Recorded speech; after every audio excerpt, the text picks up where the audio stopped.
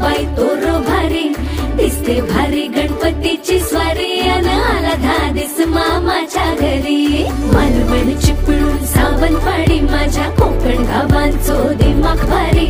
दिसते भारी गणपतीची स्वारी माझ्या कोकणा वाटे तुम्ही वळवा गाडी धमा धमान हाका गाडी माझ्या कोकणचो रस्तो